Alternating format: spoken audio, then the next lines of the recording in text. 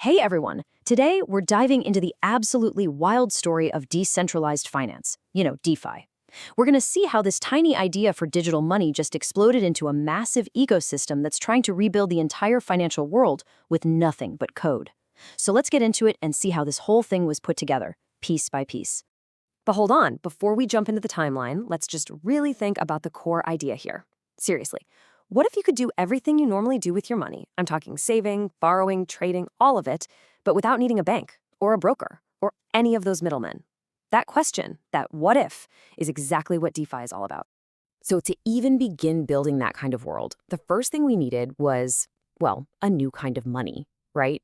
We needed a way to just send value directly to another person online with no company in the middle to approve it.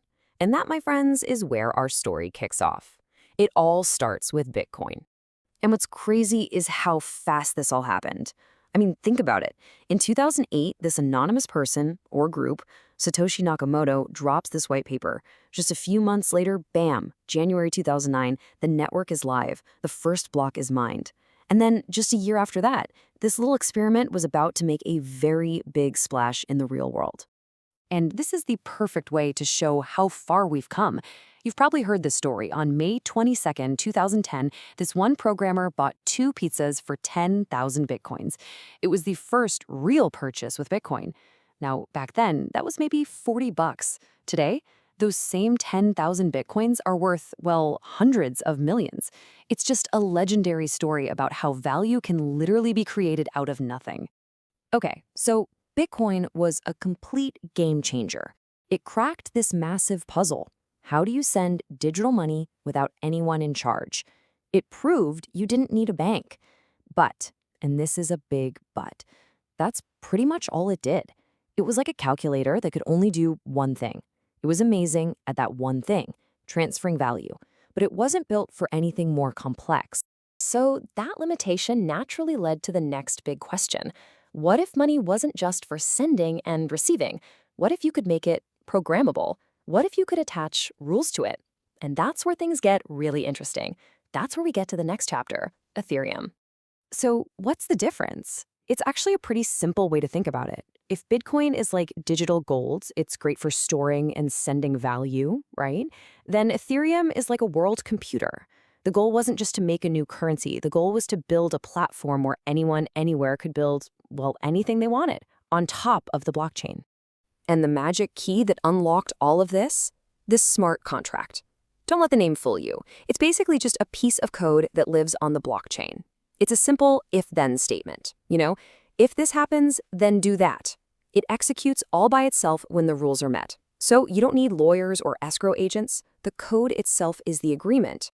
And yeah, that name, smart contract, is a little extra. Even Vitalik Buterin, the guy who co-founded Ethereum, said he kind of regrets calling them that. He said a better name would have been something boring like persistent scripts.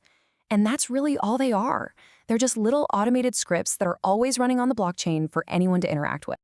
So what happened when you gave developers this new superpower? Well, it was a total explosion of creativity. All of a sudden, anyone could create their own digital asset, a token, right on top of Ethereum. And this led to a flood of new apps. And, well, it kicked off the crazy initial coin offering, or ICO, boom, back in 2017 and 2018. Projects were raising insane amounts of money with these token sales. Okay, so now we have the tools, right? We've got programmable money, and we can create all these new assets. So developers started thinking bigger. They started asking, hey, can we just rebuild the entire financial system on the blockchain? And this is where DeFi, as we know it, really starts to come into focus. And there are 2 projects from this early phase that are just fundamental. You have to know them. First up, MakerDAO. They created DAI, which was the first decentralized stablecoin. It was pegged to the dollar, but it was run by code, not some company's bank account. This was a huge deal. It brought stability to a super volatile world. And then there was Uniswap. Uniswap just totally flipped the idea of trading on its head. Instead of an order book, it used these liquidity pools. Anyone could just throw their tokens in a pool and basically become the market maker. It was genius, and it was all automated. So you can see how the pieces were falling into place, right? You've got the platform, you've got stable money, you've got a way to trade it. The stage was perfectly set for something big to happen. And boy, did it. This next phase became legendary. They call it DeFi Summer. And the thing that kicked it all off was actually super simple. In June 2020, this lending app, Compound, did something new. It started giving its users its own token, basically giving them a piece of the ownership, just for using the platform. And that changed everything. All of a sudden, you weren't just a customer, you were an owner. This started a complete frenzy, with people hopping from app to app chasing the best returns. And it got a cool name too, yield farming. And the result? Just look at this. This chart shows what they call total value locked, or TVL. It's basically how much money is sitting inside all of these DeFi apps. It went from under $1 billion at the start of 2020 to more than $15 billion by the end of the year. That's just explosive growth. It was proof that real money was flooding into the space. And the innovation during this time was just moving at lightning speed. I mean, we saw things like flash loans pop up. These are wild. You can borrow millions of dollars with zero collateral as long as you pay it back in the exact same transaction. It's like financial magic. And then you had the rise of DAOs, these decentralized organizations. Imagine a company with no boss, run completely by code and community votes. Just incredible stuff.